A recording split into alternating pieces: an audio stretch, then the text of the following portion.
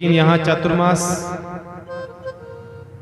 में पूरे 1 महीने की भगवान शिव का चरित्र हम सब ने गाया और आपने सुना। बड़ा अद्भुत चरित्र है, बड़ा अद्भुत। शरीर समय संपत्ति सत हम लोगों ने इसको सार्थक किया है। आज ऐसे महापुरुष जिन्होंने लाडनों की धरती को ही नहीं अपितु कई स्थानों पर सत्संगों के माध्यम से अपने विचारों के माध्यम से जिन्होंने अपनी भक्ति की सुगंध को फैलाया है, ऐसे तपोवितराग तपोनिष्ठ ज्ञानवान वैराग्यवान भक्ति मूर्ति त्याग मूर्ति स्वामी जी श्री रामनिवास जी महाराज का वर्षी महोत्सव है आज। संत सदैव अमर होता है, संत शरीर से हमारे बीच में से विदा हो जाता है, लेकिन संत की विचार, संत की वाणी, संत के संस्कार सदैव समाज में जीवित रहते हैं। संत किसी शरीर का नाम नहीं है, संत किसी देह का नाम नहीं है, संत तो एक विचार है, वो जीवित रहते हैं। पूज्य रामनिवास जी महाराज ने इस लाडनों की धरती पर ये कर्म भूमि रही है उनकी। यहां जब तक वो रहे इस स्थान को सत्संग से सिंचित किया और कई लोगों को सत्संग सुना करके उनके जीवन को सत्यम शिवम सुंदरम बनाने का पुरुषार्थ किया है। इसलिए कहा है संत गए को पूजिए संत रहे की ठोर। संत हमारे बीच में चला जाता है, पर उनका जो स्थान है, जहां संतों ने भजन करा है, जहां संतों ने सुमरण करा है, सत्संग करा है, वो स्थान पूजने योग्य बन जाता है, वो स्थान प्रणम्य बन जाता है, वो स्थान आदरणीय बन जाता है।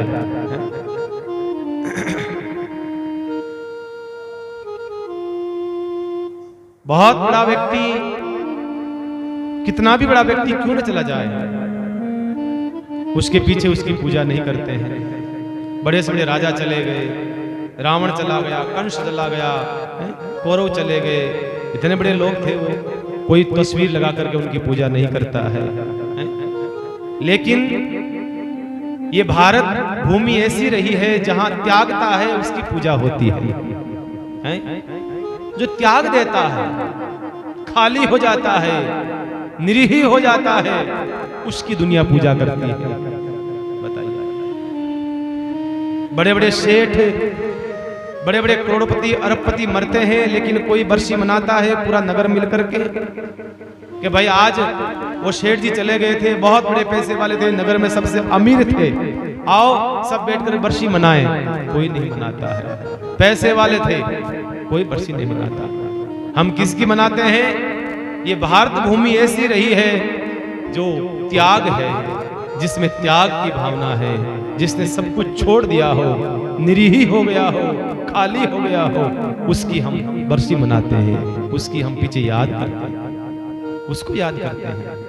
तो यहाँ पर इस भूमि पर संग्रह करने वालों को लोग याद नहीं करा करते हैं, इस भूमि पर जो त्याग करता है उसको दुनिया याद करती है, उसके गुणानुवाद गाती है, उसको याद करती है। ये तो कौन याद करता है?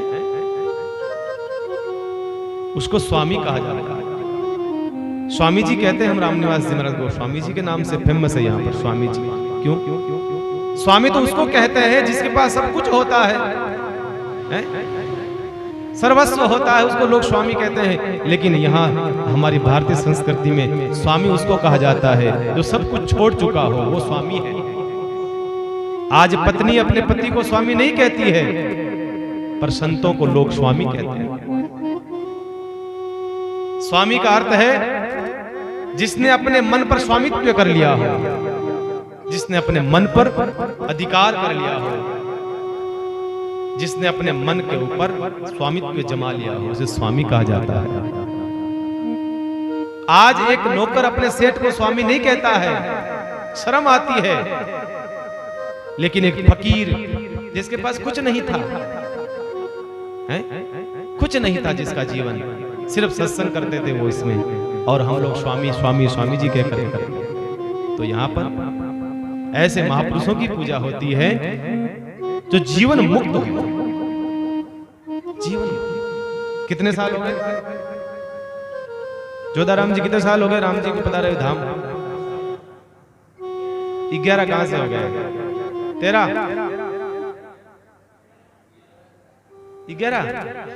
11 साल हुए। 11 वर्ष पूर्ण हो गए स्वामी रामनिवास महाराज को परम धाम पधारे। आज भी लोग उन वैसी की वैसी श्रद्धा है, वैसा का वैसा उनका भाव प्रेम, इस स्थान के प्रति निष्ठा है, इस स्थान के प्रति समर्पण है, आदर है। यही मैं कहना चाहता हूं कि ऐसे ही आप इस स्थान के प्रति आदर सम्मान बनाए रखें। यही सच्ची श्रद्धांजलि होगी महापुरुषों की, यही सच्ची भेंट होगी संतों की, और कुछ नहीं है। आपसे कुछ नहीं मांगा जाता है। संतों के शब्दों पर चलो, संतों के जो वचन बताए हैं, संतों ने जो वचन दिए हैं, इस स्थान पर बैठ करके उन वचनों को बस आप ग्रहण करो। यही संतों की परम भेंट होगी। और हम क्या दे सकते हैं संतों को? हम क्या दे सकते हैं? भगवान को हम क्या भेंट कर सकते हैं? संतों को हम क्या दे सकते हैं? हमारे पास क्या है? इसलिए जब आरती करते हैं शिवानंद कहते हैं तेरा तुझको अर्पण क्या लागे मेरा। इसलिए कहा जाता है हे प्रभु हे महादेव आपका है, आपको दे रहा हूं, इसमें मेरा क्या है? मुझे किस बात का अहंकार है? आपका है, सर्वस्व आपका है, मैं क्या दूं? ये धन, ये संपत्ति, ये महल, ये मालिया, ये पुष्प, ये सुगंध, ये तन, ये शरीर, ये श्वास सब आपका है। क्या तेरे को अर्पण करूं प्रभु? क्या? कुछ नहीं, बस मैं अपना अहंकार समर्पित करता हूं। मेरा जो अहंकार है, अहम है, मैं आपके चरणों में समर्पित करता हूं। बस हे महादेव तेरा तुझको अर्पण क्या लगेगा। सदैव भगवान के सामने भक्ति दैन्य की होनी चाहिए, दैन्य भाव, दास्य भाव है। विनती राम निरंजन नाथ सु हाथ गहो हम तोर ऋणी है, और नहीं बोलिए ना तिहु लोक में दीसत श्याम सदा सुख दान धनी है।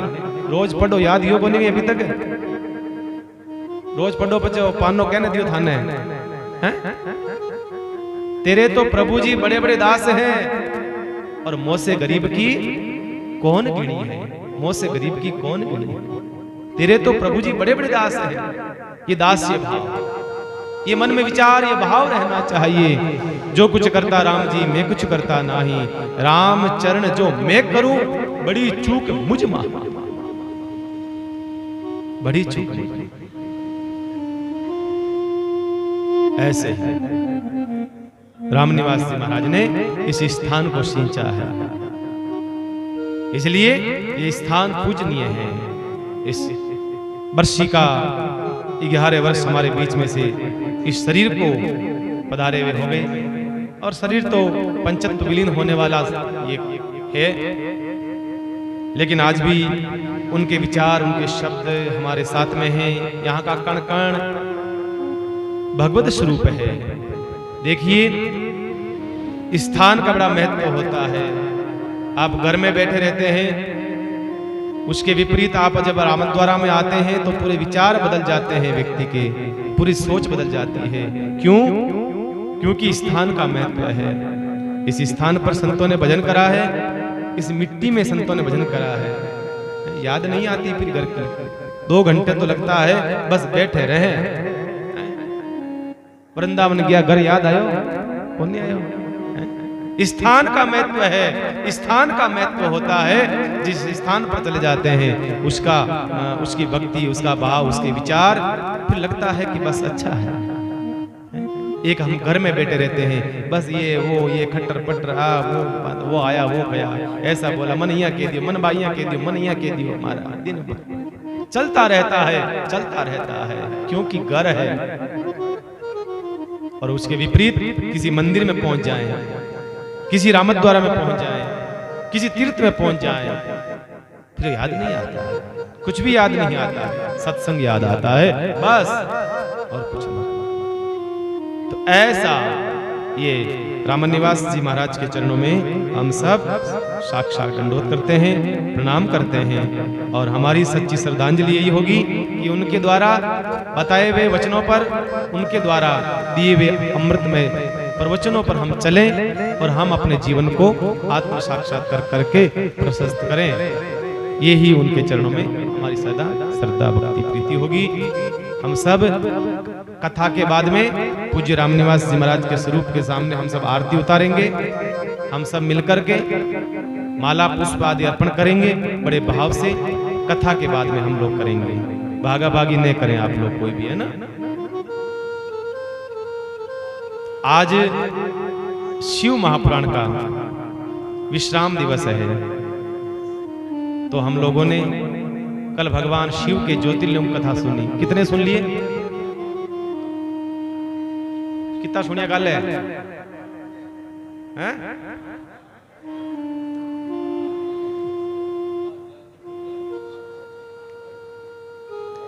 8 ज्योतिर्लिंगों की कथा हम सबने सुनी है। अब 9वां ज्योतिर्लिंग जो है वो क्या है? उससे पहले आपको बाहरी ज्योतिर्लिंगों के जो नाम है वापस आप सबको मैं एक बार पुनः याद दिला देता हूं। आप सब मेरे साथ गुनगुनाइएगा। 12 ज्योतिर्लिंगानि। ओम श्री सोमनाथाय नमः। ओम श्री सोमनाथाय नमः। ओम श्री मल्लिकार्जुनाय नमः। ओम श्री मल्लिकार्जुनाय नमः। ओम श्री महाकालेश्वराय नमः।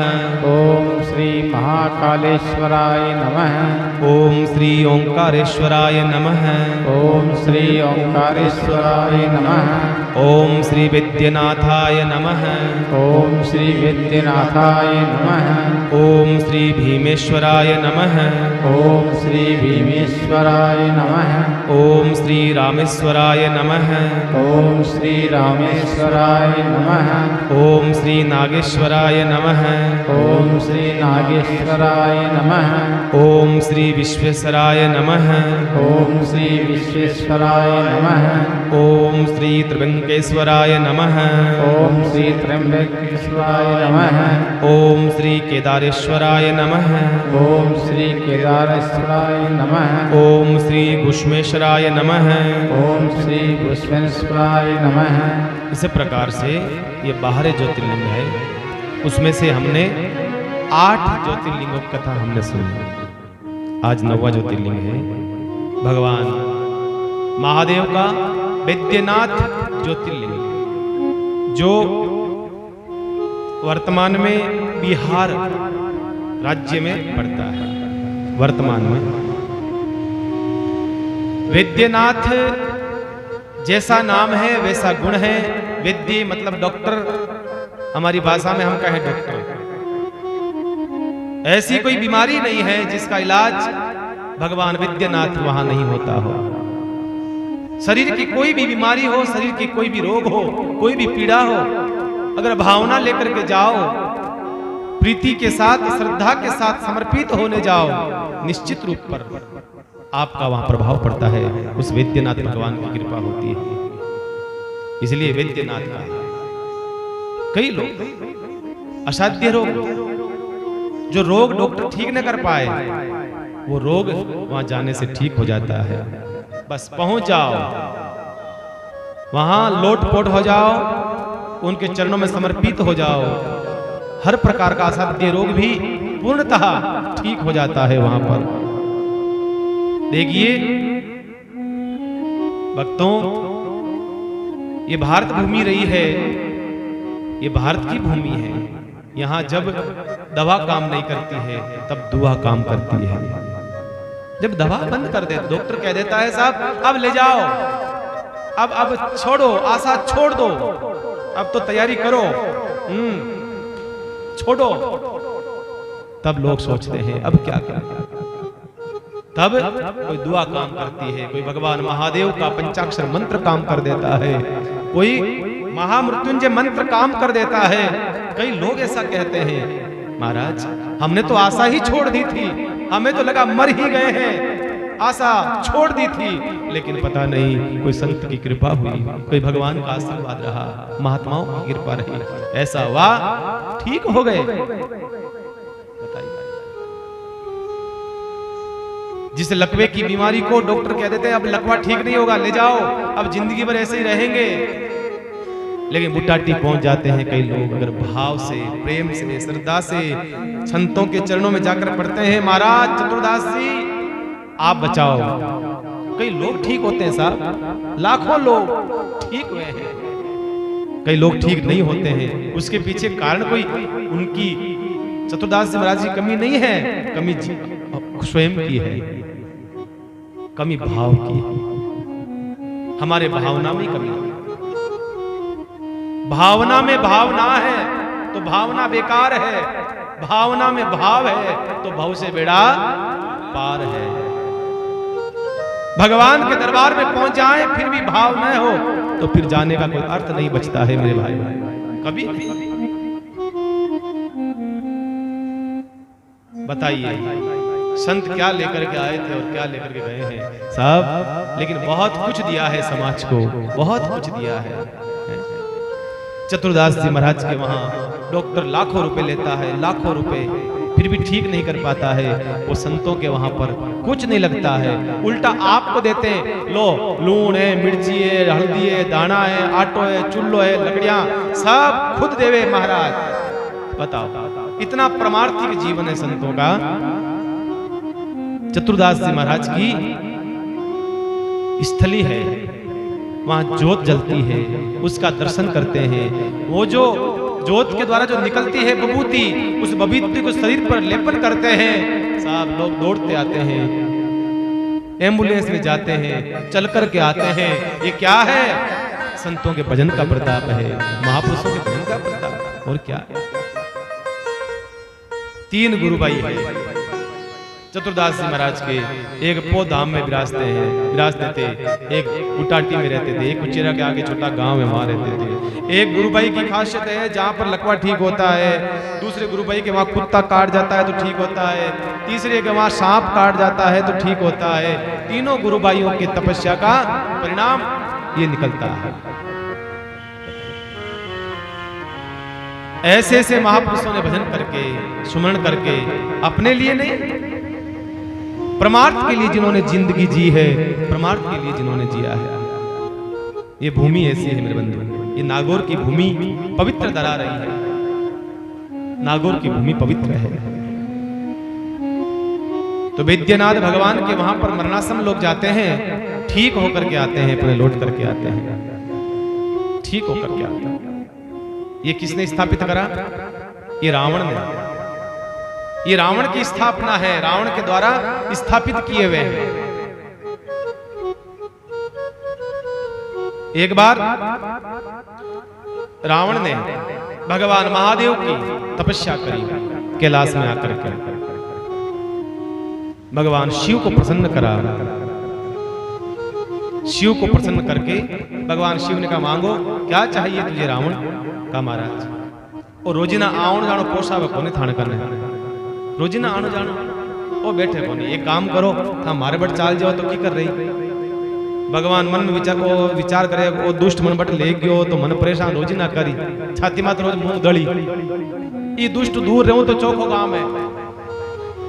पर महाराज चेलो रावण पक्को, शिवजी को चेलो पक्को, शिवजी कभी बात रावण की टाल नहीं सकता, पता नहीं कहीं बात नहीं। रावण क्यों भगवान आप पधारनो पड़सी। रावण हट कर लिया। भगवान के नहीं नहीं भाई, मैं भारत की भूमि पर रहना चाहता हूँ, मैं लंका में नहीं जाना चाहता हूँ, मुझे सबसे अच्छी लगती है भारत की भूमि, मैं भारत की भूमि को नहीं छोड़ूंगा। अब रावण तो रावण है, समझाओ जगह रावण समझावे, रावण ने कौन समझाओ भाई, सही बात है, समझा जगह सासू समझाओ, सासू कौन समझा सके। अब रावण के महाराज यहाँ नहीं चले, चालनो पड़सी आपने तो। भगवान घनी कोशिश करी, खूब कोशिश करी मनाने की। देख रावण, मेरे को यहाँ अच्छा लग रहा है, मैं भारत की भूमि पर प्रसन्न हूँ, मैं यही ठीक हूँ। कहा नहीं नहीं, चरण पकड़ ली, छोड़ने का नाम नहीं, चलना पड़ेगा। मैं आपका चेला हूँ, मैं आपका शिष्य हूँ, रखनी पड़ेगी बात। भगवान ने सोचा इस दुष्ट को कुछ न कुछ तरीके से समझाना पड़ेगा। भगवान ने कहा ठीक है, ये लिंग पकड़ो, शिवलिंग, और ये मेरा ही स्वरूप है, तुम मुझे वहां ले चलो, लेकिन एक शर्त है। कहा कि क्या? कहा कि शिवलिंग अगर बीच में कहीं रख दिया, मैं वापस उठूंगा नहीं, मैं वहीं रह जाऊंगा। भगवान को तो जाना नहीं था, इसलिए भगवान लीला करते, मैं वापस नहीं उठूंगा नहीं वहां से। रावण क्यों? महाराज चिंता मत करो, और रावण है, रावण आपने कठई दी रखो, सीधो लंका में जान स्थापित कर सो, चलो और कहीं हो। भगवान शिव उसके साथ चल पड़े। रावण कंधे पर लेकर के भगवान शिव का शिवलिंग को चल रहा था। भगवान जैसे ही लगा के लंका आने वाली है, बिहार से आगे जाते हैं दक्षिण की ओर, लगा के अब लंका आएगी थोड़े समय बाद में, तो भगवान ने विचार करा कि लंका मुझे जाना नहीं है। भगवान ने क्या करा, एक ऐसी योजना बना, और रावण को लगी लघु शंका, और ऐसी लघु शंका लगी, अब उसको सहन नहीं हुए, मन में विचार करेगा वो करूं क्या, लघु शंका करना है और लिंग को, शिवलिंग को नीचे रखना नहीं है। परेशान हो गया, आखिर में रहा नहीं गया, तो कहते हैं एक गोप बालक गाय चरा रहा था, उसको बुलाया, ए भाई, ए बीरा, हटाओ, बोलो साहब, रावण महाराज जय हो रावण की, बोलो कि ओ शिवलिंग पकड़, मैं आऊं बस अबार 2 मिनट आऊं मैं। और भगवान शिवलिंग को, महादेव का जो लिंग है, गोप बालक के हाथ में दे दिया और वो चला गया। अब भगवान ने क्या लीला करी, वो शिवलिंग को इतना वजन बढ़ा दिया, इतना भारी कर दिया, अब उसके तो हालत खराब हो गई। उसने रख दिया, ये लो, जोर से रख दिया, और वो काम को पक्को, और भगवान महादेव विराज का बटे। कहते हैं शिव पुराण में कथा आती है कि वो गोप बालक कौन थे। वो गोप बालक, उसी गोप बालक की 8वीं पीढ़ी में नंद बाबा का जन्म होता है। नंद बाबा के वहां कन्हैया का जन्म होता है। यही भगवान की लीला है, भगवान यही करवाना चाह रहे थे। भोले बाबा ने ऐसा रख दिया, फिर वापस आया, उठाने लगा, कोशिश करी उठाने के लिए, बहुत कोशिश करी, हिलाया, लेकिन नहीं हिल सका, स्थापित हो गया। और भगवान शिव ने उसमें से वाणी कही, रावण, मैंने पहले ही कहा था, तेरे को पहले ही कहा था, मैं एक बार स्थापित हो जाऊंगा तो फिर निकलूंगा नहीं, बस। तो ये भोले बाबा जब शोर, जो सब रोगों का दूर करने वाला है, सब रोगों को नष्ट करने वाला है, सब रोगों को। और सबसे बड़ा रोग क्या है? भव रोग। सबसे बड़ा रोग क्या है? भव रोग। पुनरपि जननम पुनरपि मरणम। इससे बड़ा और कोई रोग नहीं हो सकता है बंधुओं। और भगवान महादेव के चरणों में जाओगे तो आपका कम से कम ये रोग नष्ट हो जाएगा। इस रोग से तो मुक्ति पाओगे, संतों की शरण में जाओगे, महापुरुषों की शरण में जाओगे, इस रोग से छुटकारा मिलेगा महाराज। और जन्म भी मिले, बार बार जन्म मिले, कोई बात नहीं, मनुष्य जन्म बार बार मिले तो कोई बात नहीं, लेकिन कैसा मिले? संतों ने कहा, हे भगवान, आप जन्म भी दो तो अच्छी बात है, दे दो, पर मनुष्य देना, और मनुष्य में क्या करना? अर्जी है मेरी, अर्जी सुन ली जो राम जी, अर्जी सुन ली जो रे, जब जब जन्म धरूं धरणी पर, जब जब जन्म धरूं धरणी पर, संत समागम दीजो रे, अर्जी सुन लीजो राम जी, अर्जी सुन लीजो जी, अर्जी सुन लीजो राम जी, अर्जी सुन लीजो जी। जब जब जन्म धरू धरणी पर, जब जब जन्म धरू धरणी पर संत समागम दीजो जी। अर्जी सुन लीजो राम जी, अर्जी सुन लीजो जी, अर्जी सुन लीजो राम। जय गुरुदेव।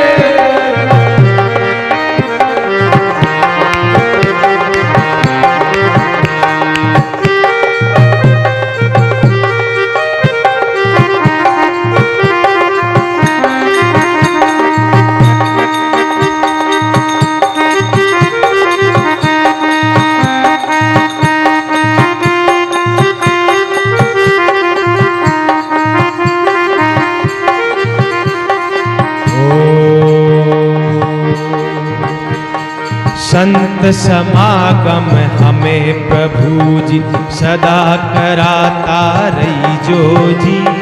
संत समागम हमें प्रभु जी सदा कराता दीजो जी।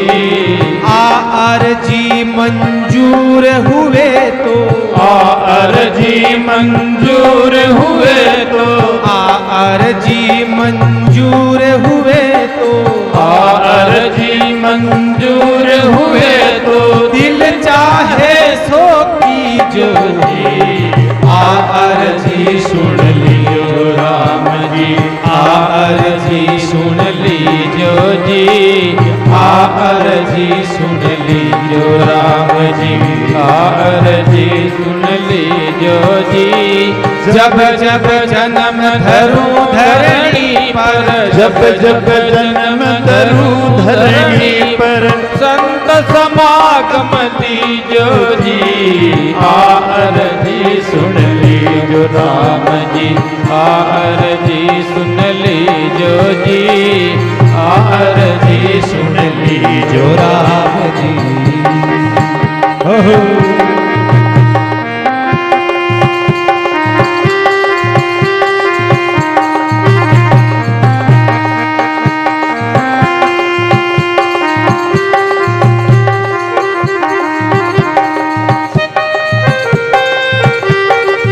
जय गुरुदेव।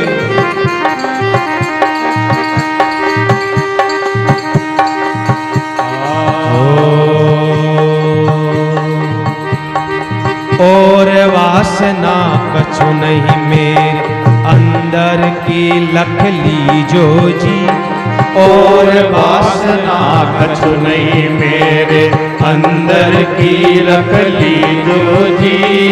अगर होवे तो ज्ञान अगन से, अगर हुए तो ज्ञान अगन से जाल भस्म कर दीजो जी।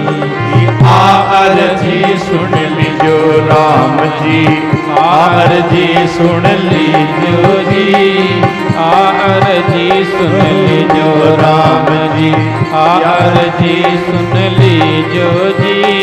जब जब जन्म धरू धरणी पर, जब जब जन्म धरू धरणी पर संत समागम दीजो जी। अर्जी सुन लीजो राम जी, अर्जी सुन लीजो जी, अर्जी सुन लीजो राम जी। आनंद हो।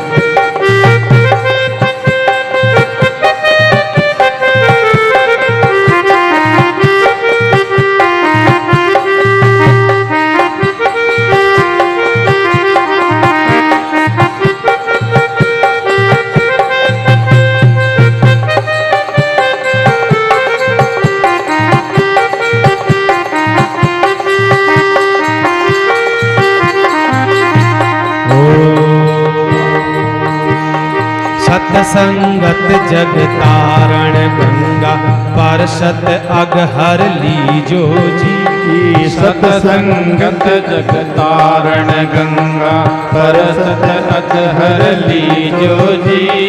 जीव मेल को दूर हटाकर, जीव मेल को दूर हटाकर ब्रह्म रूप कर लीजो जी। आर जी सुन लीजो राम जी, आर जी सुन लीजो जी, आर जी सुन लीजो राम जी, आर जी सुन लीजो जी। जब जब जन्म धरूं धरणी पर, जब जब जन्म धरूं धरणी पर, संत समागम दीजो जी। आर जी सुन लीजो राम जी, यार जी सुन लीजो जी, यार जी सुन लीजो राम जी हो। हे मेरे नाथ,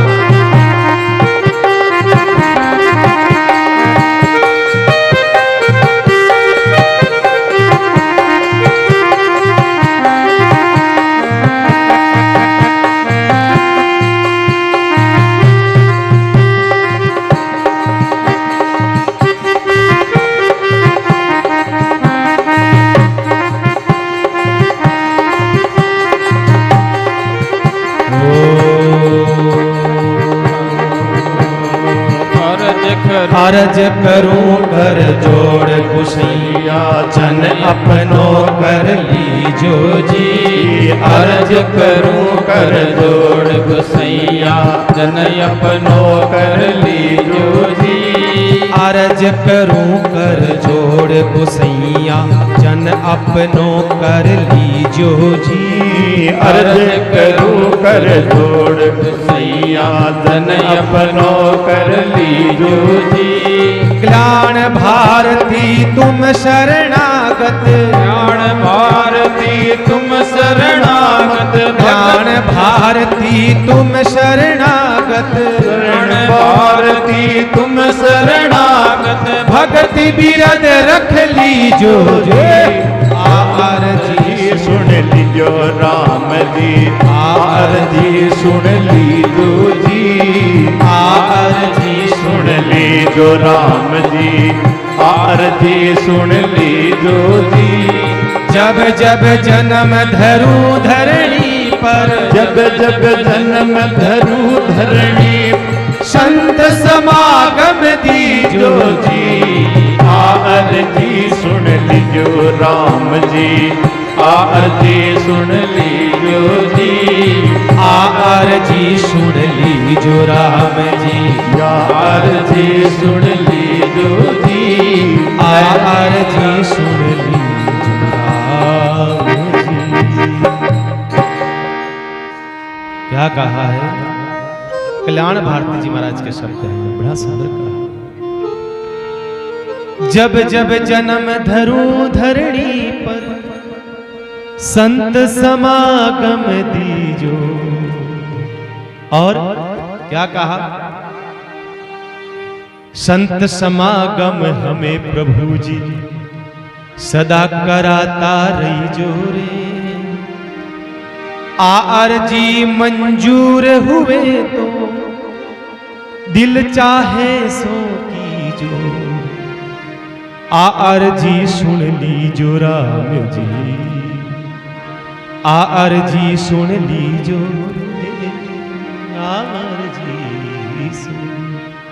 भगवान से प्रार्थना करते रहो मेरे बंधुओं, मनुष्य जन्म मिले, मनुष्य जन्म मिलने के बाद में विवेक मिले, विवेक मिलने के बाद में सत्संग मिले, और जीवन में ऐसा कोई साधु मिले, इस फकीर मिले, बस मिले कोई ऐसा संत फकीर जो पहुंचा दे भव दरिया के तीर। मिले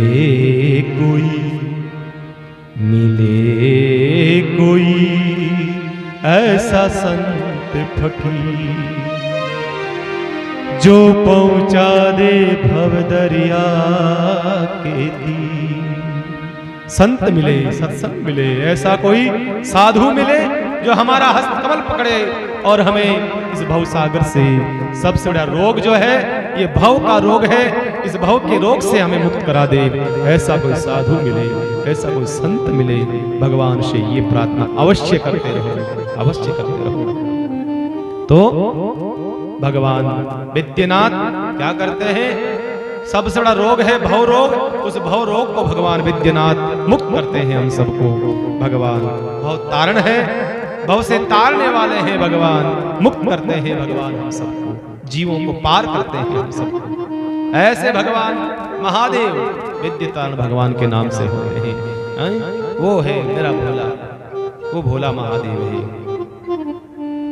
और कथा आती है जहां शिवलिंग रखा था रावण ने, और कहते हैं उसको भगवान शिव ने दूसरी लीला, एक कथा ऐसी आती है कि भगवान ने ऐसी लीला कर दी, वहां पर एक की जगह 1000, 1 करोड़ शिवलिंग हो जाते हैं।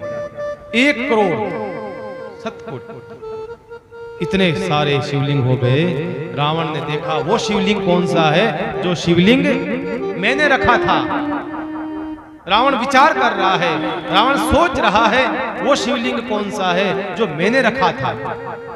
1 करोड़ शिवलिंग, छोटे छोटे 1 करोड़ शिवलिंग को देख करके रावण को गुस्सा आया। कहा कहां है वो शिवलिंग जो मैंने रखा था, कहां रखा? 1 कोटि शिवलिंग हो जाते हैं वहां। रावण ने सोचा पता नहीं कौन सा शिवलिंग है, दूसरा उठा लिया शिवलिंग, पर कहते हैं वो शिवलिंग असली नहीं था, भगवान को वहीं विराजना था, भगवान को ऐसी ही लीला करनी थी। कहते हैं वहां पर 1 करोड़ शिवलिंग की स्थापना हुई, इसलिए कहते हैं वहां कोटेश्वराय शिवलिंग नाम पड़ जाता है वहां एक शिवलिंग का, वो मुख्य रूप से कोटेश्वराय नाम से, जो नारायण सरोवर के पास में है, लिंग है, उसे हम कोटेश्वराय हम गाते हैं और कहते हैं। तो शिव का जो शिष्य था रावण में सिर्फ एक ही गुण था, बाकी तो अवगुण का पुतला था। एक ही गुण था जो सब अवगुणों पर भारी पड़ता था, वो सब अवगुण। एक गुण क्या था? भगवान शिव का भक्त था बस, और कोई गुण नहीं थे उसमें, कोई गुण नहीं थे। एक गुण था, शिव का भक्त था, और सारे अवगुणों पर वो भारी पड़ जाता। भगवान की कृपा हो जाए सब अवगुण गुणों में बदल जाते हैं। भगवान महादेव की जब कृपा हो जाती है, ऐसे रावण का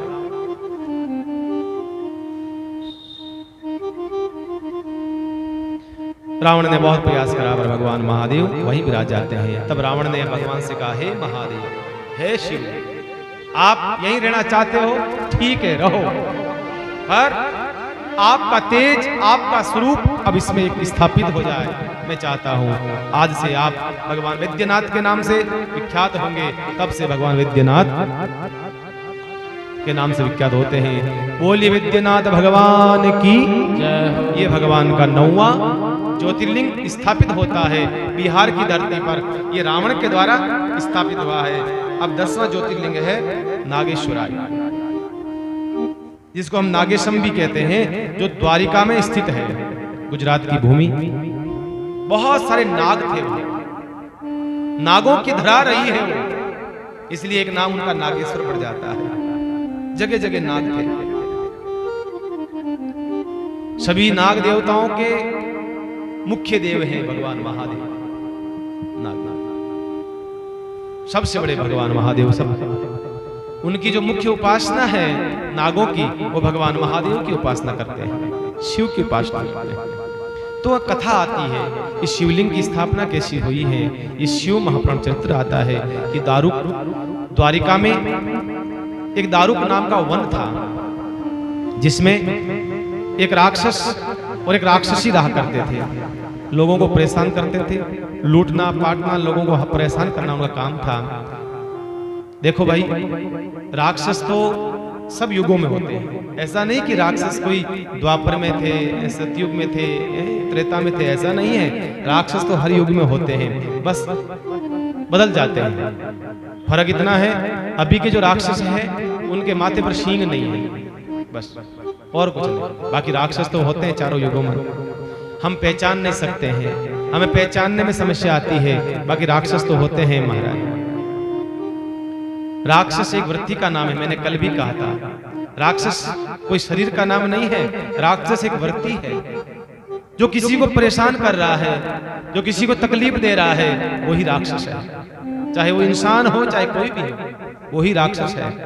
तो राक्षस तो हर युग में होते हैं, हर युग में। तो यहाँ कहा है कि वहां राक्षस रहता था उस वन के अंदर, वो राक्षसी रहती थी उस वन के अंदर। लेकिन राक्षस तो लोगों को मारता था, परेशान करता था। उसकी जो पत्नी थी वो भगवान शिव की उपासक थी, भगवान महादेव का उसको इष्ट था, और वो शक्ति की उपासना भी करती थी, आद्या शक्ति की उपासक थी वो। एक बार सब लोग आए, एक ऋषि थे, औरव नाम के ऋषि, उनके पास आके कहा महाराज ये राक्षस बहुत परेशान करता है, कृपा करके इसको यहाँ से हटा दीजिए। ऋषियों ने बुलाया, संतों ने कहा इधर आ। संतों ने कहा देख भाई, किसी को परेशान नहीं करना, यहाँ से चला जा, यहाँ से हट जा, निकल जा यहाँ से। राक्षस ने सोचा संतों की बात नहीं मानूंगा तो महात्मा जी कहीं श्राप न दे दे, संत हैं, क्रोध आ जाएगा, अभी कह देंगे जल जा, भस्म हो जा, कुत्ता बिल्ली बन जा, मानूंगा नहीं तो अच्छी बात है। देखिए संतों ने समाज में शांति स्थापित की है। कहीं पर राक्षसों को भी संत समझा करके शांत करते थे, और सबको संतों। इसलिए इस धरती पर मुझे लगता है संत नहीं होते तो शायद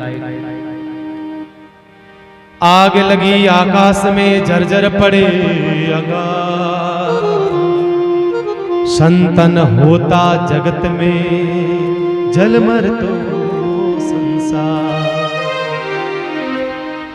आग लगी आकाश में जुर्जुर पड़े अंगार, संतन होता जगत में जलमर तो संसार।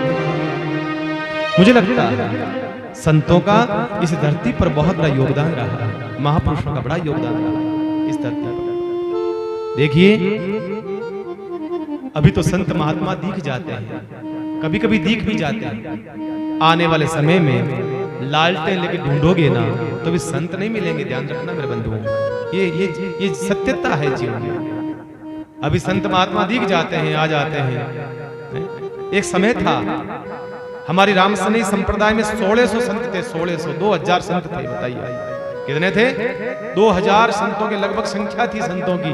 आज 125 संत बचे हैं। बताइए सब धीरे धीरे विदा होते जा रहे हैं, चले जा रहे हैं, चले जा रहे हैं। नया टाबर था देवो को नहीं बनावा कहीं, हम दो हमारे दो, अब भाई कौन देवे टाबर? टाबर कोई रोवे तो बिन टाइम के अरे तने बाबा जी बना देना, चुप रहे, तो टाबर चुप हो जाओ महाराज। बाबा जी बनने के नाम से बच्चा चुप हो जाता है। तो हमने बच्चों को इतना डरा दिया है, हमने बच्चों को इतना डरा दिया है कि बच्चे संत नहीं बनना चाहते। होता है संत बहुत कम बचे हैं। लोग कहते हैं महाराज रामदरो खाली पड़ी हो, तो क्यों भरा इन्हें, काहे भरा हट, संत है तो नहीं लावा कटू।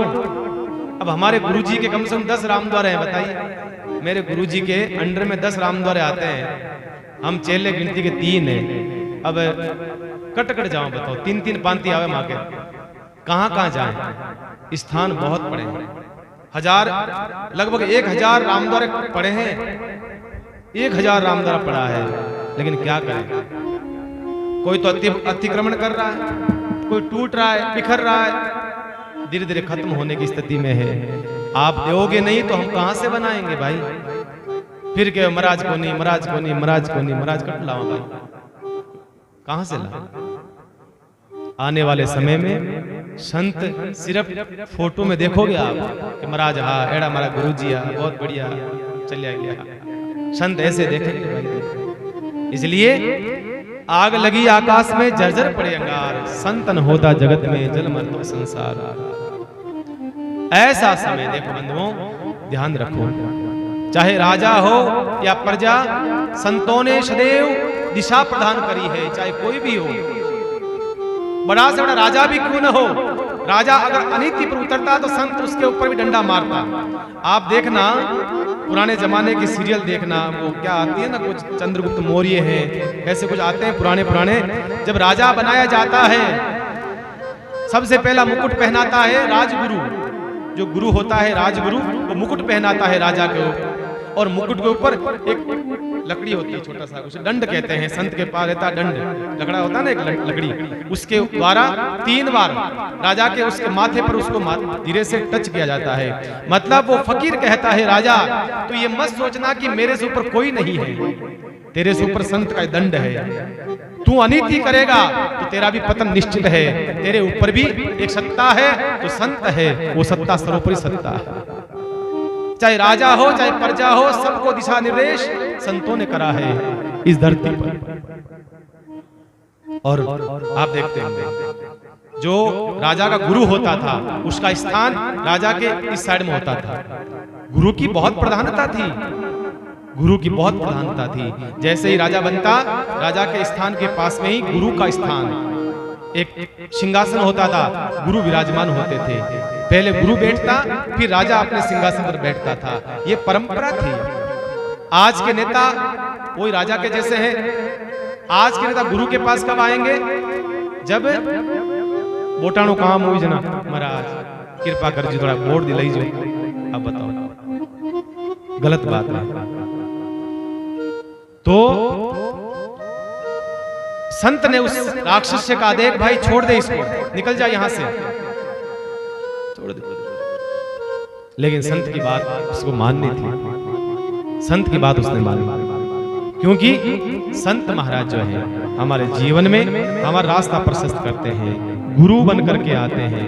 गुरु स्वयं आता है और जीव का रास्ता प्रशस्त करता है, और भगवान का ही रूप है, भगवान का ही रूप स्वरूप बन करके आए हैं हमारे धर्म गुरु, राम रूप बन करके, राम रूप, राम स्वरूप का, भगवान का ही स्वरूप है मानो। ऐसे गुरुदेव, क्या भाव है, देखिए बड़ा आनंद के साथ।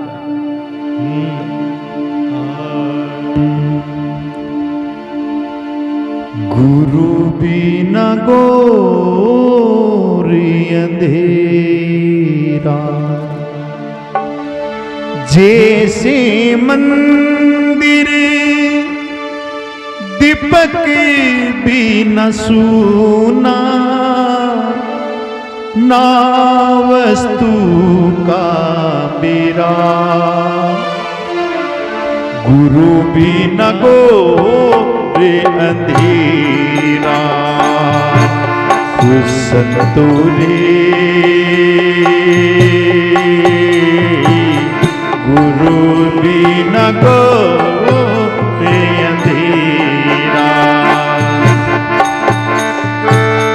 जैसे मंदिर दीपक बिना सूना, जैसे मंदिर दीपक बिना सूना, ना वस्तु का बेरा। गुरु बिना घोर अंधेरा।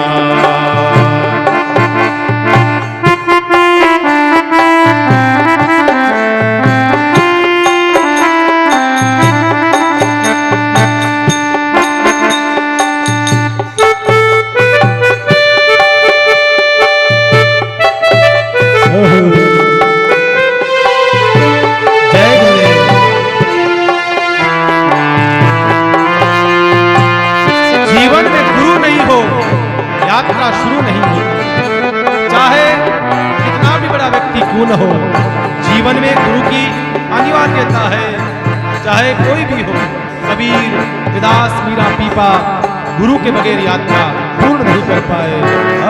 जब तक कन्या विवेकवारी, जब तक कन्या विवेकवारी, नहीं रे पुरुष का बेरा,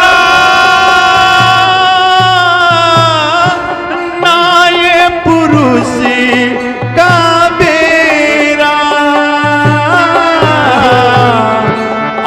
आटू पोरी आलस माई खेल आटू पोरी आलस माई खेल खेल खेल गडेरा गुरु बिन घोर अंधेरा तू सतोरे गुरु बिन घोर अंधेरा।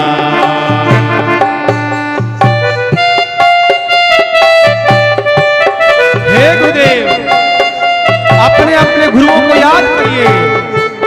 रामनिवास जी महाराज की बरसी पर आज सब उनको याद करिए भावनाओं से। हो हो।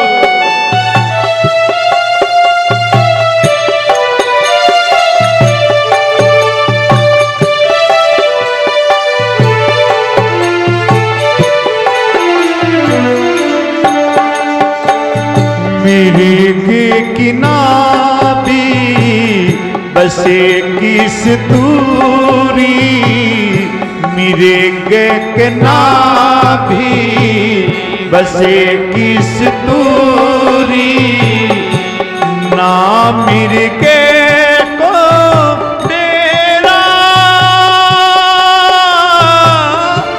ना मिर्ग को डेरा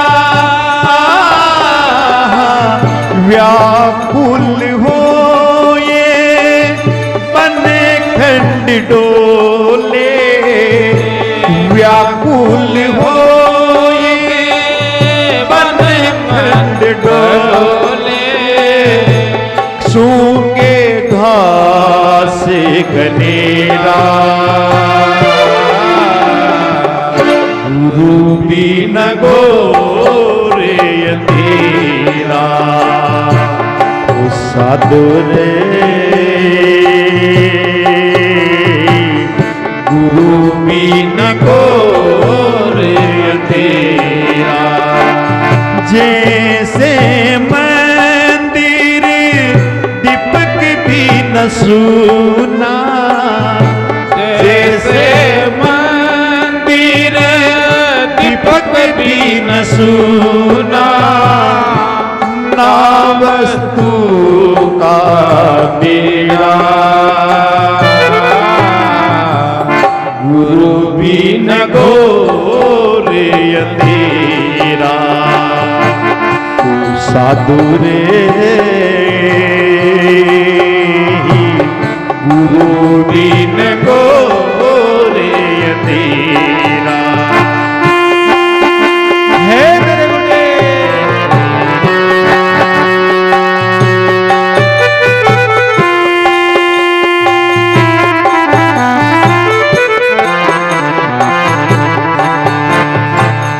पत्थर माई आगे बसती है ना पत्थर को बेला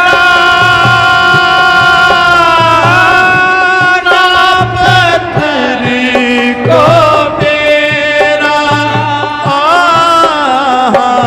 चके में कचोटा लागे सबदी की चके में कचोटा लागे सबदी की आगे फिरे चोटीरा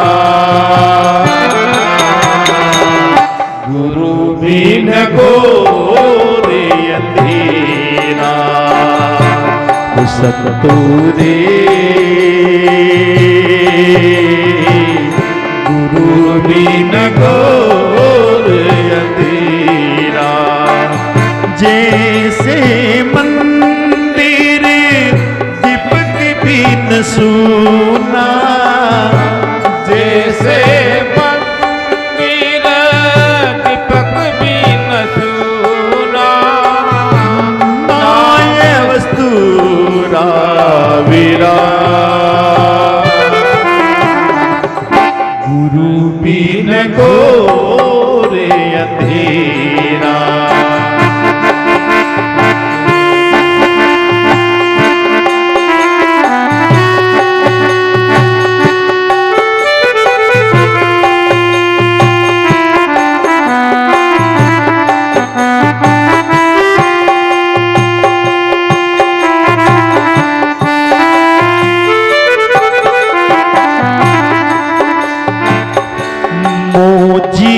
साबी मिला गुरपुरा मोजी साबी मिला गुरपुरा बाग्या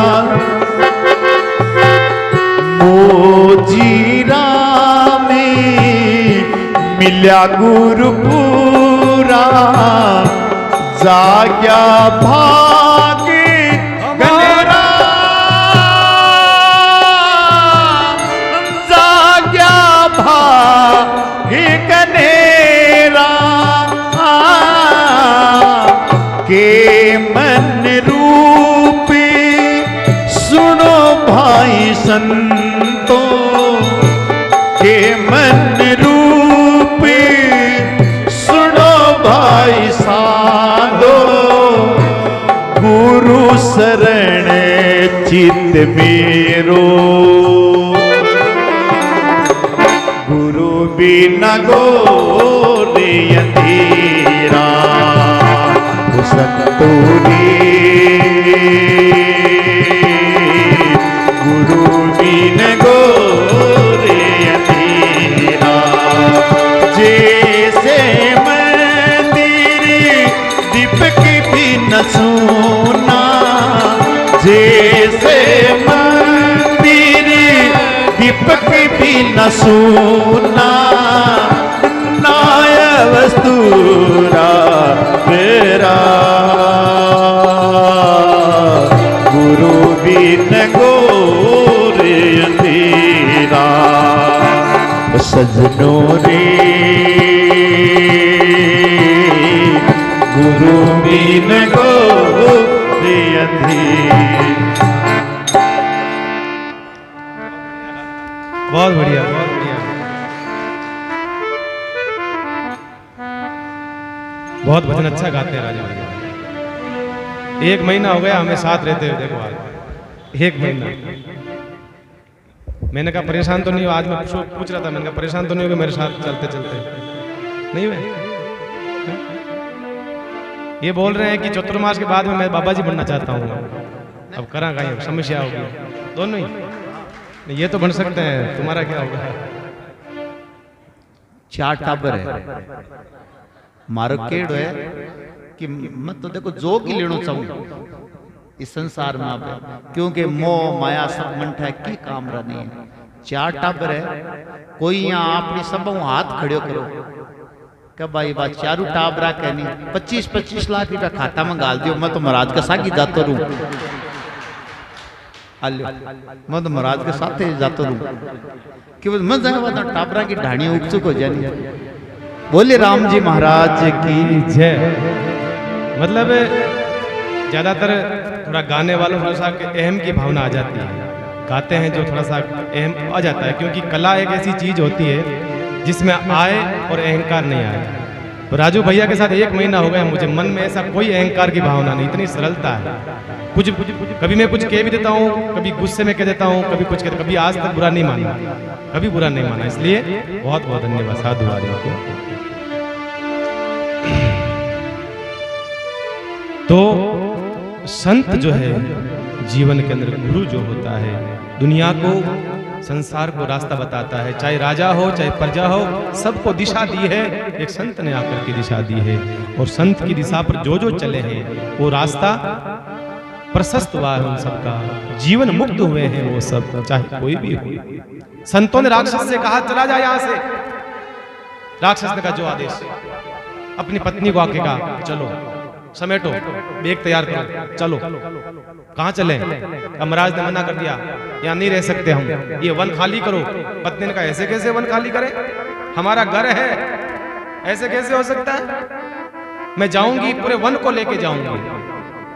वो शक्ति की उपासना करती थी, उसके पास ऐसी कला थी, पूरे वन को उठा लिया, दारुक वन को उठा करके समुद्र के बीच में लाकर रख दिया। कहा ठीक है।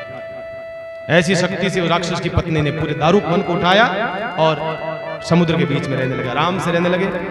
अब जो समुद्र के रास्ते से जो व्यापारी व्यापार करके आते, अब उनको लूटते हो। पहले जमीन पर रहते उनको लूटते थे, अब समुद्र में लूटते हैं। अब वहां कौन शिकायत करे, कौन जावे? लूटते कसोटते, उनको छीन लेते, जप्ता करते, किसी को मार देते, ऐसे करते रहते थे। एक बार उसी समुद्र के मार्ग से एक सुप्रिय नाम का एक बणिक आया, जिसका नाम था सुप्रिय। बणिक आ रहा था, उसको लूटने लगे, जेल में डाल दिया और वो भगवान शिव को पुकारने लगा, हे महादेव। भूखा प्यासा वो भगवान शिव को पुकारने लगा। ऐसे करते करते 1 दिन हो गया, 2 दिन हो गया, परेशान। भगवान शिव ने कृपा करी और भगवान शिव नागेश्वर रूप में भगवान शिव प्रकट होते हैं और दर्शन देते हैं। बोलिए नागेश्वर महादेव की जय हो। भगवान नागेश्वर रूप में पधारते हैं। फिर कहा, अब आप यहीं विराजिए। फिर वो शिवलिंग समुद्र के तट पर स्थापित होता है। अब जब भी जाते हैं द्वारिका, महाराज वो वहां शिवलिंग स्थापित है। इस प्रकार से कहते हैं। यहाँ 10वां ज्योतिर्लिंग की कथा आती है। अब 11वां ज्योतिर्लिंग जो है वो है सेतुबंध रामेश्वरम, तमिलनाडु की धरती पर पड़ता है। आप सब जानते हैं रामेश्वर भगवान की महिमा को कौन नहीं जानता है, हर कोई जानता है भगवान रामेश्वर की महिमा को। भगवान राम के द्वारा जिसकी स्थापना हुई हो, भगवान स्वयं ने स्थापित की।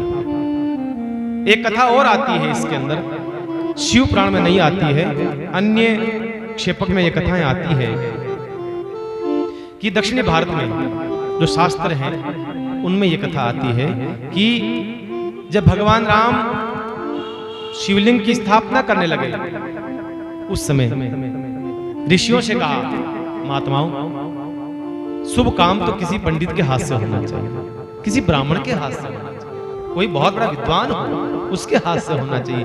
तो कोई है आपके अंदर ऐसा कोई विद्वान महापुरुष है, कोई पांडित्य का जानकार? संतों ने कहा, महाराज हम तो सन्यासी हैं, हमारा काम नहीं है, ये तो कोई ब्राह्मण का काम है ना। कई ऐसे काम होते हैं मांगलिक, वो ब्राह्मण के द्वारा होने चाहिए। सन्यासियों की परंपरा अलग है, ब्राह्मणों की परंपरा अलग। अब कई लोग के महाराज माणक छोरारी निकाल दो कुंडली, अब कुंडली मानो काम को नहीं भाई, कुंडली का काम है पंडित का है, शादी कराना पंडित का है, कर्म कांड है, आदि क्रियाएं हैं, ये पंडित का काम है, संतों का नहीं है। संतों का अलग क्षेत्र है, पंडितों का अलग काम है। तो ऋषियों ने कहा, महाराज ऐसा विद्वान तो और कोई नहीं है, अभी वर्तमान में एक ही है, और मेरा नाम है रावण। और रावण अगर आ जाए तो आपका शिवलिंग स्थापित कर सकता है। भगवान ने कहा, अच्छा रावण विद्वान है?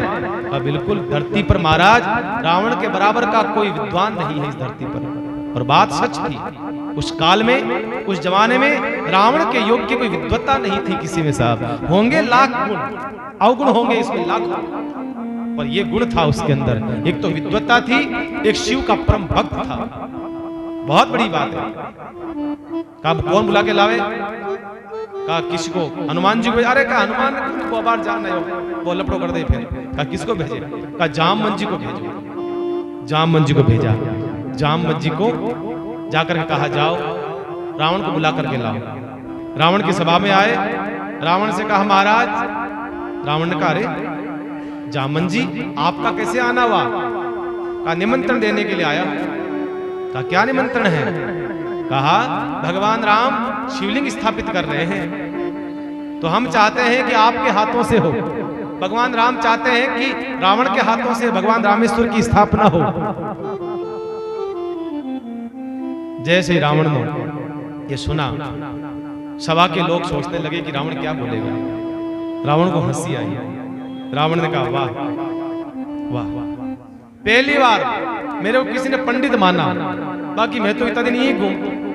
क्योंकि रावण को लोग दुष्ट मानते थे, राक्षस मानते थे। रावण को पहली बार निमंत्रण आया, आज पहली बार, और वो भी भगवान राम के द्वारा शिवलिंग स्थापना करनी। अब बताइए, रावण को मारने की योजना में रावण के पास ही निमंत्रण आया है। लोगों ने सोचा रावण मना कर देगा, रावण नहीं जाएगा। लेकिन रावण ने सोचा कि जिंदगी में पहली बार एड़ो काम पड़ियो, पहली बार मतलब लोग याद करियो, बाकी मार लकड़ कोनी लोग कोनी याद करे, कौन याद करे? माडानी आन बैठ छाती माता आ जाए तो बात अलग है रावण, बाकी बिना आज तो कोई बुलायो कोनी। सीता जी ब्याह हो पत्रिका गई कोनी, माडानी छाती माता आन बहुत तोड़ू तोड़ू तोड़ू, धनुष पर टूटियो कोनी। रावण को निमंत्रण की आवश्यकता नहीं है। रावण कहता है मुझे कोई जरूरत नहीं निमंत्रण देने, मैं अपना आप आता हूं, मेरी इच्छा होती तो आता हूं, नहीं तो नहीं आता। आज रावण को खुशी हुई मन में, ओहो पहली बार कोई हमारे निमंत्रण कार्ड आया। रावण क्यों? जामवन जी आप जानते हो मैं बहुत बड़ा विद्वान पंडित हूँ। कहा हाँ बिल्कुल जानते हैं साहब, आप बड़े विद्वान पंडित हो, और मैं जो भी पूजा करता हूँ विधि विधान से करता हूँ, ये भी जानते हो का बिल्कुल विधि विधान से करते हो आप। तो विधि के अनुसार ये मांगलिक काम अकेला पुरुष नहीं कर सकता, इसके साथ में स्त्री का होना जरूरी है। तो इनके साथ स्त्री कहाँ है? जामवन जी को क्यों गिला है करे? थारगनी तो है सीता जी, है कटे हैं? अरे रावण तेरे पास भी तो है सीता जी। रावण ने कहा देखो मैं विधि विधान से करता हूं और पति पत्नी दोनों का साथ में होना अनिवार्य है। जामवन जी आप कह रहे हो तो ठीक है, जब तक स्थापना होती है शिवलिंग की तब तक सीता को मैंने आप लोगों को भगवान राम को सौंपा, लेकिन जैसे ही स्थापना हो जाए शिवलिंग की फिर वापस मेरे अधिकार में आनी चाहिए। क्या बात, बोलो क्या करना है? जामवन जी ने भगवान राम से पूछा, वहीं बैठे बैठे चिंतन करके भगवान राम ने कहा हाँ ठीक है। और रावण ने जब ऐसी बात कहा, अनुष्ठान के लिए सीता जी को मुक्त करा। सीता जी को रावण लेकर के आया, विमान लेकर के आया है, और विमान ला करके साथ में सीता जी को लेकर के आया है, और सारी की सारी व्यवस्था तैयारी करी है। आज भगवान राम, माँ सीता, रावण सब बैठे हैं, आज साथ में बैठे हैं, और रामेश्वर भगवान की स्थापना के लिए बैठे हैं। सब तैयारी कर दी विधि विधान से, कंप्लीट सारी जो व्यवस्थाएं होनी चाहिए, थाली तैयार करना, फूल जो भी होता है सब तैयार रावण ने कर रखी। भगवान राम ने हनुमान जी से कहा, हनुमान जाओ कैलाश जाकर के शिवलिंग लेकर के आओ, स्थापित करना है ना। क्या स्थापित करेंगे? जाओ शिवलिंग लेकर के आओ। भगवान राम के आदेश से हनुमान जी गए कैलाश शिवलिंग लेने के लिए।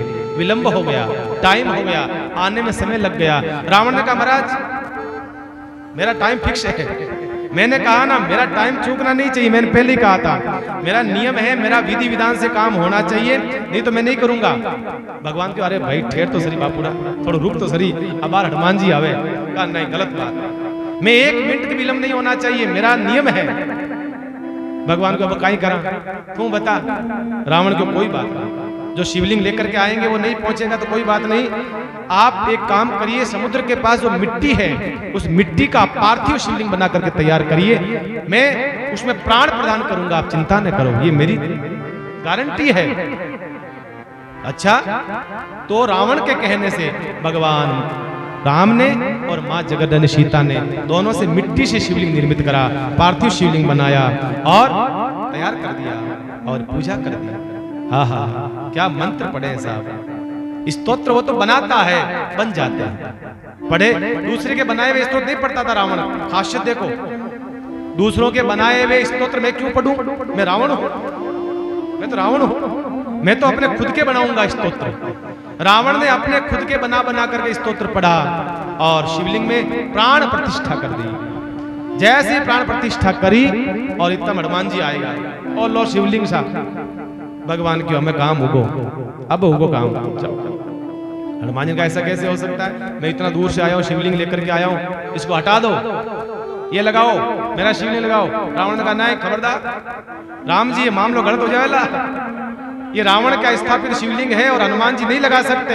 हनुमान जी ने कहा मेरा लगेगा, रावण ने कहा नहीं लगेगा। भगवान के बापुरा लड़ो मती था, दोनों लड़ो मती, समाधान करो समस्या को। हनुमान जी ने कहा नहीं इसको हटा दो, रावण का हटा लो। अगर आपसे हटता है, रावण के द्वारा लगा हुआ शिवलिंग हटा सकते हो तो हनुमान जी हटा के बताओ। हनुमान जी लपेटा लिया 5-7 पूंछ शिवलिंग रहा और जोर खींचवा लगा, हनुमान जी खींच नहीं पाया, सीधा समुद्र के बीच किनारे धड़ा, शिवलिंग हिला नहीं पाया। हनुमान जी ने सोच लिया महादेव स्थापित हो चुके हैं, प्राण प्रतिष्ठित हो गए हैं, अब महादेव हिलेंगे नहीं। हनुमान जी ने कहा महाराज मेरा शिवलिंग लगाना पड़ेगा। तब रावण ने कहा चिंता मत करो, इस शिवलिंग रामेश्वर भगवान जब जाते हो आप, उससे कुछ दूरी पर एक हनुमानेश्वर महादेव और है, वो शिवलिंग आप वहां लगाइए। और हनुमानेश्वर महादेव के नाम से वो शिवलिंग हनुमान जी का वहां लगाया गया और रामेश्वरम की स्थापना भगवान राम ने अपने हाथों से और रावण के द्वारा पूजन विधि के द्वारा हुई है। और भगवान राम ने पूछा, रावण पूरी विधि हो गई पूजा की कि नहीं महाराज? अभी तो प्राण प्रतिष्ठित हुआ है, जब तक इस शिवलिंग में से भगवान महादेव प्रकट नहीं हो जाए तब तक मैं नहीं मानता। अब क्या करेगा? अब प्रकट करके बताऊंगा, मैं चेलो पुरो हनुमान शिवजी रो। और कहते हैं भगवान को प्रकट करने के लिए उसने शिव तांडव पढ़ा और उसमें से भगवान शिव प्रकट करके दर्शन करा करके राम को बताया और भगवान शिव का रामेश्वरम महादेव के लाए। बोलिए रामेश्वरम भगवान की जय हो। भगवान रामेश्वरम प्रकट हो गए। देखो देवता मंत्र में बंधे हुए हैं। ताकत देवताओं में नहीं होती है, ताकत मंत्रों में होती है। देवता मंत्र के बंधे हुए हैं, मंत्र में बंधे हुए हैं और प्रकट हो गए। कहा इनका नाम क्या पड़ेगा? राम कहते हैं इनका नाम रामेश्वर पड़ेगा। राम कहते हैं जो राम के ईश्वर है वो रामेश्वर है। शिव ने कहा नहीं, गलत बात है, रामेश्वर है, मेरा नाम रामेश्वर पड़ेगा। शिव ने कहा नहीं, जिसके राम ईश्वर है वो रामेश्वर है। राम के ईश्वर नहीं, जिसके ईश्वर राम है वो रामेश्वर होगा। भगवान रामेश्वर की स्थापना हुई है। राम ने कहा रावण मांगो क्या चाहिए, क्योंकि भेंट तो देनी पड़ेगी ना भाई। सत्कर्म करो तो पंडित जी ने कीन की तो भेंट पूजा देनी पड़े। अब रावण आप क्या मांगेगा भाई? सब बांदरों ने सोच लिया रावण तो क्या मांगेगा, जो मूल लड़ाई की जड़ है वही मांग लेगा तो क्या करेंगे पता नहीं। मान लो सीता को मांग लिया तो लोगों ने कहा राम जी हो कहीं करियो, इरे दुष्ट माते क्यों छोड़ियो काम, वो काम बिगाड़ सी। भगवान को नहीं, रावण तू जो मांगेगा मैं तेरे को दूंगा। रावण ने हाथ जोड़ा, हे भगवान, हे मृदा पुरुषोत्तम राम, मैं जानता हूं आप सर्वस्व देने को तैयार हैं, सब कुछ दे सकते हैं, आप क्या नहीं दे सकते हैं। मैं इतना ही प्रार्थना करता हूं, हाथ जोड़कर चाहता हूं, कुल परिवार सहित मेरा उद्धार कर देना बस, और कुछ नहीं मांगता। और दूसरा, अंतिम समय में मेरे मुख से आपका नाम निकल जाए, और कुछ नहीं मांगता। रावण ने हाथ जोड़ करके आत्म भाव से भगवान राम से कहा, प्रभु मैं जानता हूं मेरा शरीर तामसी है, मैं भजन नहीं कर सकता, मैं आपका नाम नहीं ले सकता। क्यों? मैं पापी हूं, मैं दुष्ट हूं, अत्याचारी हूं। आप आ जाना मेरे नगर में, मेरे कुल बांधवों को, मेरे परिवार को नष्ट करके आप मेरा उद्धार कर देना, और कुछ नहीं मांगता, और कुछ नहीं मांगता। भगवान शिव ने कहा जाओ, तथास्तु, दिया। उसके बाद में कहते हैं आशीर्वाद भेंट देने के बाद में पंडित को प्रणाम करनी पड़ती, चरणों में झुको, प्रणाम करो, प्रणाम करो। तो भगवान राम और सीता ने रावण को प्रणाम किया, रावण के चरणों के हाथ लगाया और रावण ने आशीर्वाद दिया, आपकी जोड़ी धन्य हो, आपका जीवन प्रशस्त हो, मंगल मांगल्य से पूर्ति हो, और पूरा का पूरा आशीर्वाद दे दिया। आपको जो आशीर्वाद देना चाहिए था वो सब आशीर्वाद दे करके वो सब रावण पास से विदा होता है। इस प्रकार से कथा आती है, ये भी कथा आती है, ये कथा ये भी आती है, ये भगवान राम के द्वारा स्थापित है, सिर्फ भगवान राम के द्वारा, सीता का कुछ रोल नहीं है। ये कथा ये भी आती है, जो भी हो भगवान रामेश्वर की स्थापना हुई है, इस प्रकार से रामेश्वर भगवान कहलाए। बोलिए रामेश्वर भगवान की जय हो। भगवान रामेश्वर की स्थापना, ये 11वां ज्योतिर्लिंग है। 12वां ज्योतिर्लिंग कौन सा है?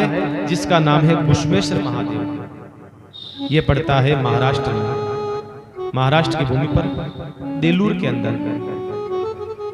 एक सुधर्मा नाम के ब्राह्मण के, उनके पत्नी थी सुदेहा नाम की। ब्राह्मण बहुत भोला भाला ब्राह्मण था और उसकी पंडितता ही जानता था, ब्राह्मण अच्छा था, पर घर में कोई बेटा नहीं था।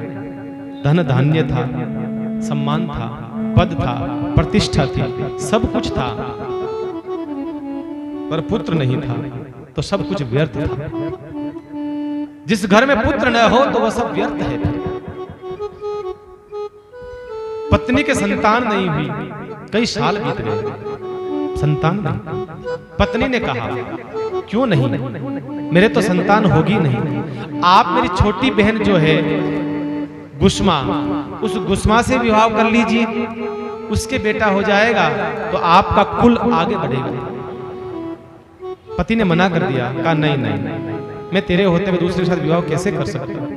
पर सुदेहा ने बहुत समझाया, आप कर लीजिए, बिना संतान रहेंगे तो हमारा वारिस कौन होगा, आप विवाह कर लीजिए। बहुत ज्यादा कहा तो छोटी जो बहन थी सुदेहा की, गुस्मा नाम की, उससे विवाह हो जाता है। ब्राह्मण का, सुधर्मा का विवाह हो गया।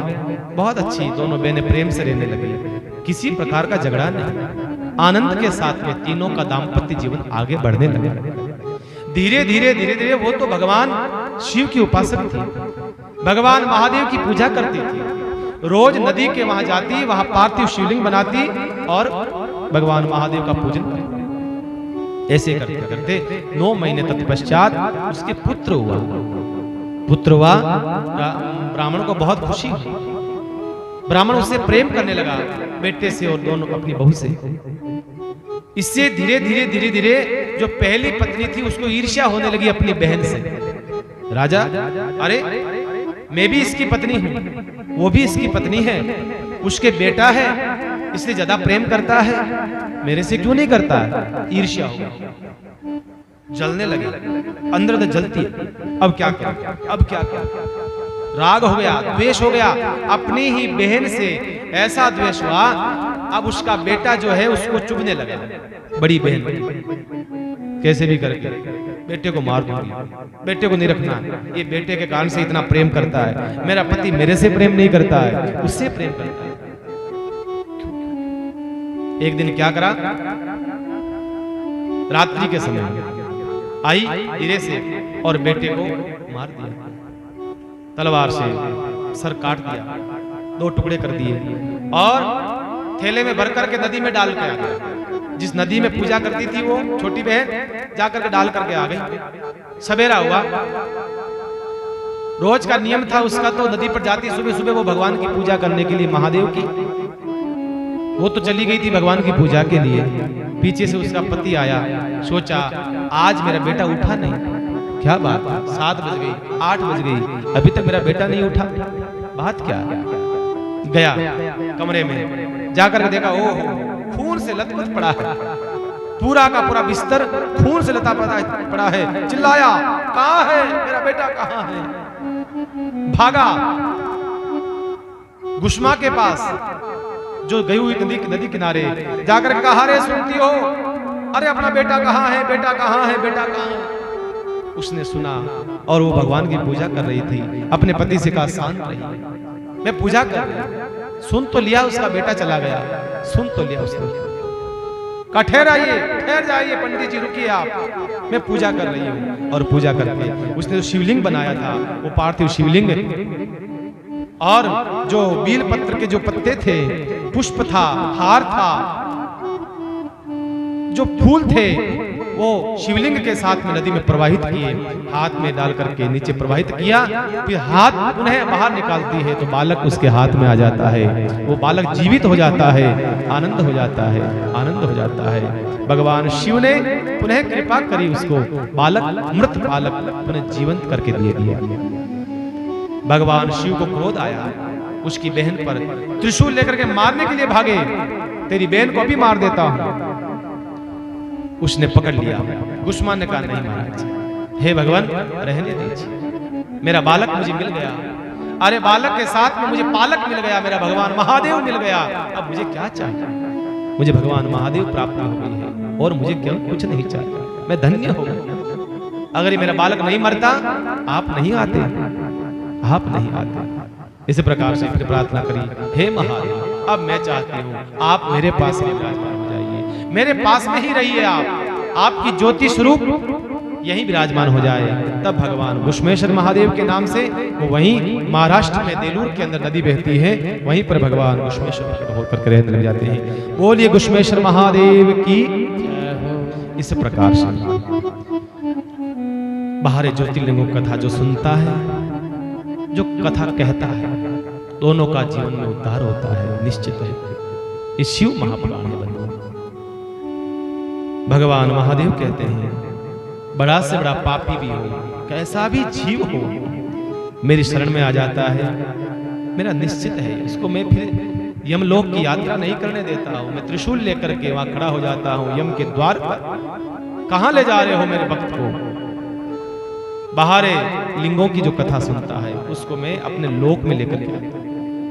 शिव महापुराण का जो अंतिम संहिता है वायुव्य संहिता, उसमें वेदव्यास महाराज ने लिखा है कि इस शिव महापुराण के अंदर जितने भी दृष्टांत है, जितने भी प्रसंग है, जितने चरित्र है, इन सबको सुनकर के जो आत्म साक्षात्कार करता है, जीवन में उतारता है, वो निश्चित रूप से बहुरोग से दूर होता है और वापस जन्म लेना नहीं पड़ता है।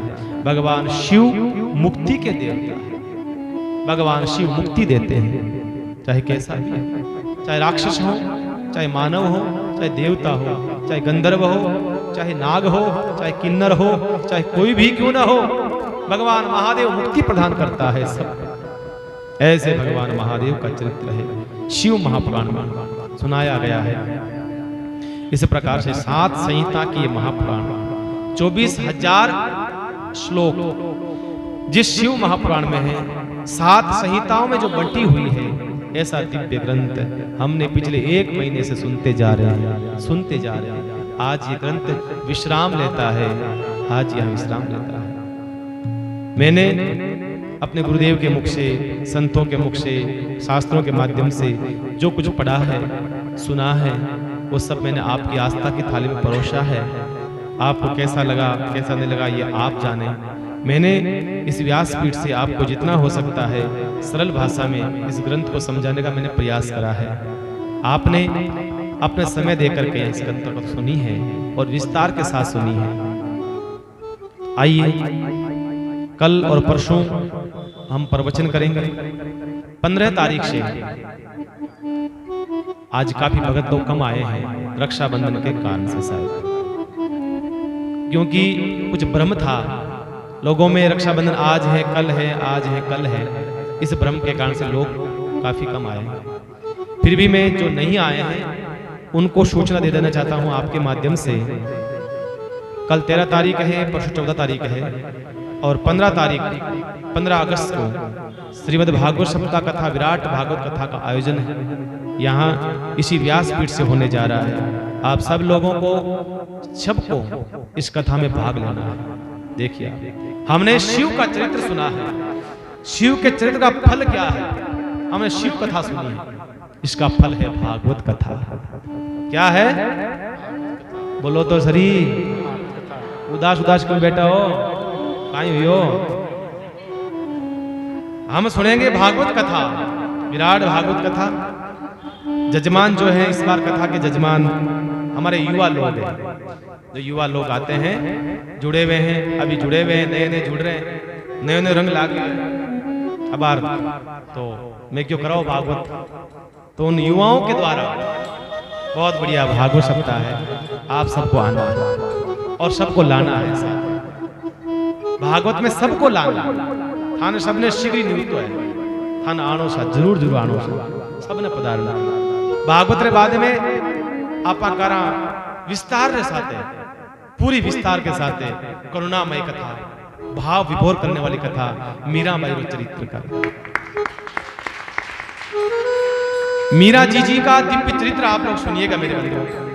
बहुत करुणा में प्रसन्न है, बहुत करुणा। भागवत का समय है, भागवत का समय, भागवत का समय रहेगा 1:30 बजे से 4:30 बजे तक, 1 घंटा एक्स्ट्रा है। नीचे नहीं बैठी चाहिए तो कुर्सियां घनी पड़ी है, खूब कुर्सियां हैं, आराम में बैठो। आओ यहाँ नहीं कि महाराज लोग कहीं के गाँवड़ा कहीं के की नहीं के था, नहीं बैठो तो बेटी के महाराज था, बैठो तो बेटी के संसार का लोग है, कहता रहे लारे बैठ जाओ, आराम हो, कथा सुनो, आराम हो। संसार रो काम संसार करे, करन दो, हाँ थानो काम करो, इनमें कमी मत आऊंगा। तो भागवत रो टाइम है 1:30 बजे लेन 4:30 बजे तक, और शोभा यात्रा भागवतरी सबने चालना है। वो किसी भैया बगीची से शोभा यात्रा है। जितना रास्ते को शॉर्ट किया जाएगा उतना ही शॉर्ट करने की कोशिश करेंगे। शोभा यात्रा जल्दी से जल्दी यहाँ पर पहुंचे, ऐसा कार्य हमारा रहेगा। 11:30 बजे सबने पधारना है भैया बगीची। 15 अगस्त को सोमवार को 11:30 बजे सबको आपको भैया बगीची पधारना है। कलश यात्रा के साथ में सब अपने अपने घर से कलश लेकर के आओ और बड़े भाव के साथ आनंद के साथ नाचते गाते हम लोग धूमधाम के साथ में भव्य शोभा यात्रा का आनंद लेंगे। आप सब आनंद लीजिएगा शोभा यात्रा का और भागवत कथा का आनंद के साथ में, झांकियों के साथ में, भजनों के माध्यम से आनंद के साथ। तो इस प्रकार से इस कथा का हमें आनंद लेना है, भागवत कथा का। उसके बाद में मेरा चरित्र का आनंद लेना है। तो आइए, ये कथा आज का शिव महापुराण यही विश्राम लेता है। आप सबसे भगवान से मैं प्रार्थना करता हूँ आपके जीवन में भगवान महादेव की भक्ति बढ़े, आपके जीवन में भगवान महादेव की कृपा उत्तरोत्तर बढ़ती रहे, आपका जीवन सत्यम शिवम कहीं हो। बैठ जाओ, तो बैठो बैठो, 2 मिनट बैठो। अच्छा हाँ, राम राम, बैठो बैठो बैठो। आप सबके जीवन में भगवान महादेव की कृपा बनी रहे, आपका जीवन सत्यम शिवम सुंदरम बने, ऐसी मेरी आप भगवान महादेव से प्रार्थना है। आप आनंदित रहें, मस्त रहें। आइए सब प्रार्थना करते हैं बड़े भाव से।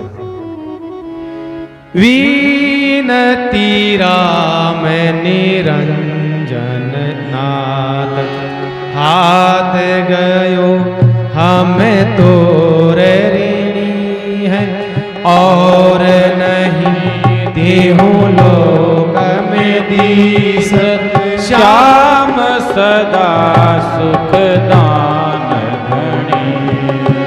तेरे तो प्रभु जी बड़े बड़े दास, मोस गरीब की कौन गिनी है। राम जी बिरद विचारे राम, मोस कछु नहीं भक्ति बनी है। दीन बंधु दीनानाथ, दीन के सहाय है, होय के कृपालु नाथ, कृपा मोके कीजिए। दानी हो बड़े दया, दीन को करो निहार। काल से बचाए मोय अभिदान दीजिए। कामना हरण दे करूं मैं चरण से, पाऊं मैं अगम भेद ऐसी दया कीजिए। राम जी का नाम ध्यान दुख द्वंद सर्व जान, राम ही चरण कहे राम रस पीजिए। राम ही चरण कहे राम रस पीजिए। आइए पहले हम सब लोग आज रामनिवास जी महाराज की आरती सब कर लेते हैं। लक्ष्मण जी लगो आरती करो।